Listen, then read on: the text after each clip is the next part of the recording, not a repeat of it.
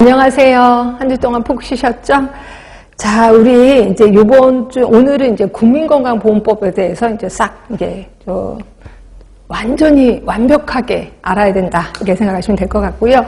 일단 저번 주에 나눠드렸던 유인물에 국민의료비 이거 아직 덜 하고 끝났을 거예요. 그러니까 지난 시간에 국민의료비는 끝도 없이 올라간다. 그러면 증가되는 요인이 뭔데? 그래서 이제 증가되는 요인에 대해서 한번 훑어봤고요.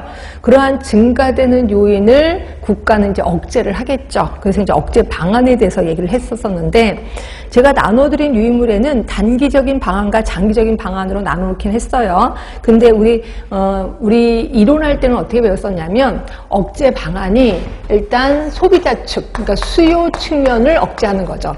그 다음에 두 번째가 생산 쪽, 생산자 측의 그 생산을 억제하는 거고, 세 번째가 국가 통제 방법. 그래서 크게 세 개로 이론할 때는 제가 알려드렸을 거예요. 그래서 수요를 억제하는 방법은 본인에게 일부 부담하는 거다. 이렇게 얘기를 했고, 생산자 측의 억제는 그거 있었었잖아요. 그 사전 지불 제도가 있고 사후 지불 제도가 있는데, 사후 지불 제도의 되게 대표적인 게 행위별수가제. 결국 사후 지불 제도를 사전 지불 제도로 바꾸면 생산 쪽은 억제가 된다라고 했습니다. 네, 국가 통제 측면에서는 뭐 여러 가지 대체 인력을 활용한다든가 함부로 병상을 몰리는 거를 못하게끔 한다거나 뭐 이런 식으로, 그 중에서 콘제도라는 거 기억나실려나 모르겠습니다. 결국 의료기관에서 비싼 의료기기를 들여놓을 거야. 그럼 그 비싼 의료기기를 들여놓는 이유를 뭐 A4용지 10장 이상을 써라 뭐 이런 식으로 관리하는 거를 콘제도라고 표현하고 있습니다. 근데 우리나라는 그런 거 없어요. 우리나라는 뭐 아시는 분은 아시겠지만 그거 나중에 배우실래나? 하여튼 예전에 배운 것 같기도 하고, 그거 있었었잖아요. 의료 장비인데 특수 의료 장비를 들여놓을 거야. 그러면 시군구청장에게 등록이죠. 그죠? 그 다음에 방사선 발생 장치를 들여놓을 거야. 그러면 이거는 시군구청장에 이제 신고만 하면 되고. 그래서 우리나라에 그렇게 강력한 콘제도는 없다. 이렇게 알고 계시면 될 것 같고요. 근데 이제 이 유인물에는 이거를 단기적인 방안과 장기적인 방안으로 나눠 놓은 거예요. 그래서 단기적인 방안에는 수요자 측의 본인 부담률을 인상하는 거죠. 결국 본인에게 일부 부담을 하는 거는 단기적인 정책에 끝나야지, 이걸 장기적으로 가면 결국은 보세요. 본인 부담을 계속 올려.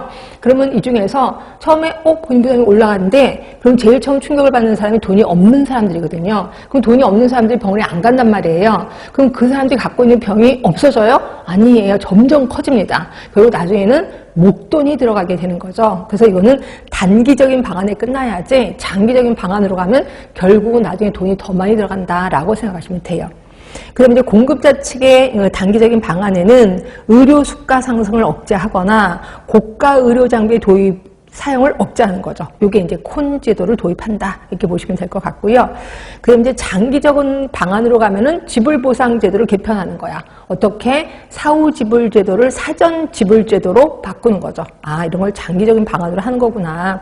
그 다음에 보건의료 전달 체계를 확립하는 거예요. 보건의료 전달 체계, 뭐 가벼운 질병은 1차 동네 의원에서, 여기서 의뢰서를 써줘야 2차, 그 다음에 의뢰서를 써줘야 3차, 이런 식으로 해서 전달 체계를 확립하면 이것도 혹시 의료비가 좀 절감될 겁니다. 이런 것들 모두 장기적인 방안이라고 보시면 되고요.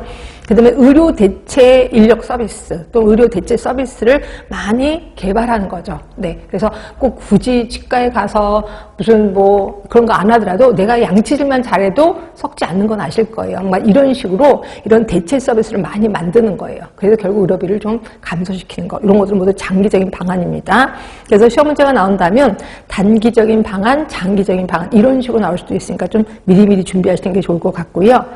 그 다음에 방가로 4번을 보시면 이전에 나눠드렸던 유인물 13쪽에 있을 거예요, 여러분들. 자, 거기 보시면 우리나라 건강보험의 재원 중에 가장 많은 게 보험료겠지. 우리가 내는 보험료가 가장 많을 거예요. 이게 80%고요. 그 다음에 국가가 조세로 지원해 주는 게 한 14%.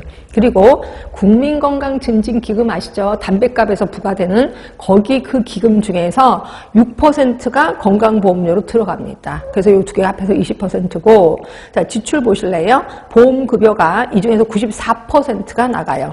그 다음에 6%는 거기 공단에 계시는 분들, 심평원에 계시는 분들 월급이 여기서 나간다는 거죠. 관리운영비 6%가 나가고 있습니다. 자, 그리고, 자, 국민건강보험법 중에 좀 볼 게 있어서, 이 중에 국민건강보험법에 건강보험정책심의위원회가 있는데 자꾸 나오더라고요. 이 심의위원회가 되게 중요한가 봐요. 근데 하는 일 좀 보세요. 엄청 중요한 일을 많이 하는데, 자,